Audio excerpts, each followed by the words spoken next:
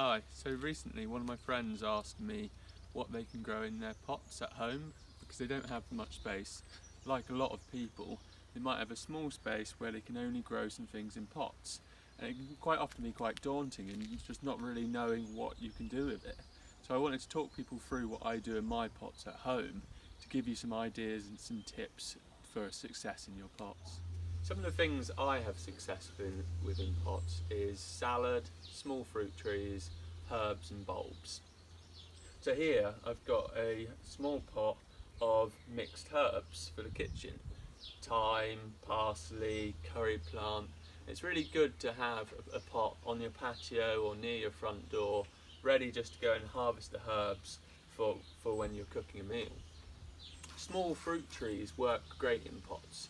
Dwarf apple trees, peaches, and really one of the great things about that, like here, how I've got this peach tree espaliered against a wall, is the wall creates a microclimate. The sun's rays hit the wall, it warms up, and then that works as thermal mass, and the wall slowly releases that heat over the over the night and the long run. So what that does is it creates a more stable temperature. Or, for example, here, where we've got this vertical planter created from a pallet, this is against the wall, so the wall's giving off that heat. We've got strawberries planted in here, which want that heat to ripen the fruit.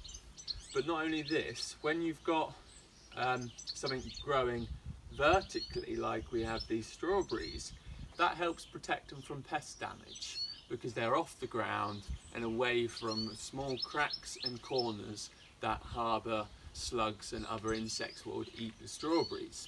When we've got a vertical stacking like this, we actually, here where we've got these 4 planters, that's increased our planting space by 4 times because we've got them stacked on top of each other.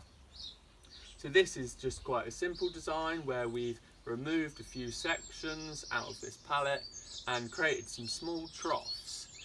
We've then scorched it to preserve the wood and to extend its life. One of the other things I like growing in pots is wildflowers. So here I've got a small hanging basket seeded with wildflowers. These are very small because it's still early in the season. I only actually sowed these a few weeks ago. This is a Pictorial Meadows Pixie Mix, which is a mixture of small wildflowers suitable for growing in pots.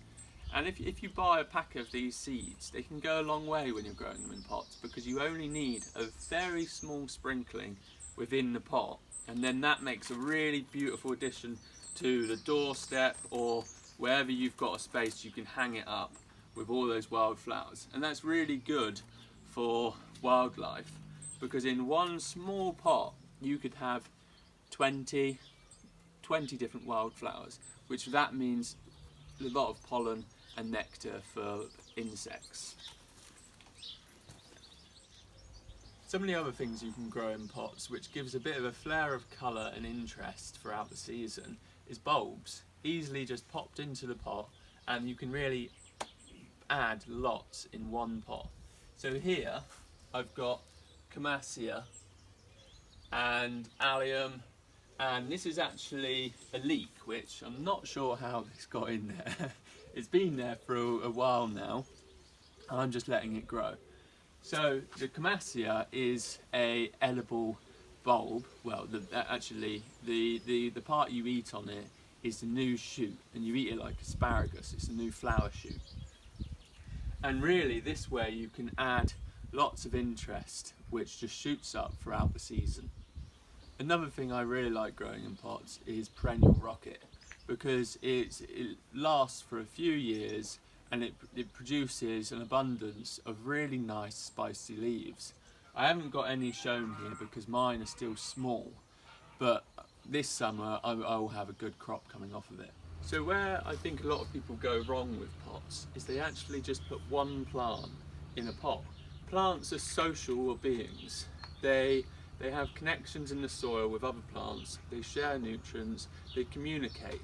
So if you just leave one plant in a pot by itself, it's bound to be unhappy. In the soil, you have a diverse microbial community, and this microbial community actually feeds the plants because it breaks down nutrients and makes them plant available, and there's mycelium, fungi in the soil, which have connections with plant roots that share nutrients. Each plant has different root systems and different connections with microbes in the soil.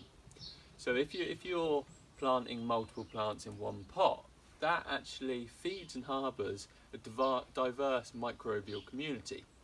And this microbial community in turn feeds the plants, because it's the microbes in the soil what break down nutrients and make them plant available. So you've got this relationship in a pot where if you've got multiple plants, you're creating this mini ecosystem. So one of the other things I always do is I incorporate a mulch within the pot. So what that does is it keeps moisture in the soil because it creates this layer keeping the moisture within the pot. This material slowly breaks down, feeding the microbes and the plants in the soil, and it's sort of like having a human without a house or shelter. You can get hot, cold, you don't have that protection. Whereas when you've got a covering, a mulch on top of the soil, that reduces the fluctuations in temperature and moisture differences, which really protects the microbes that feeds the soil. One of the things you always have to remember when growing in pots is, as plants don't have the large body of soil underneath them, you've got to treat them like babies or small children that you have to feed and look after all of the time. So pots can quickly dry out, so on hot days you should be watering them once a day, especially small pots.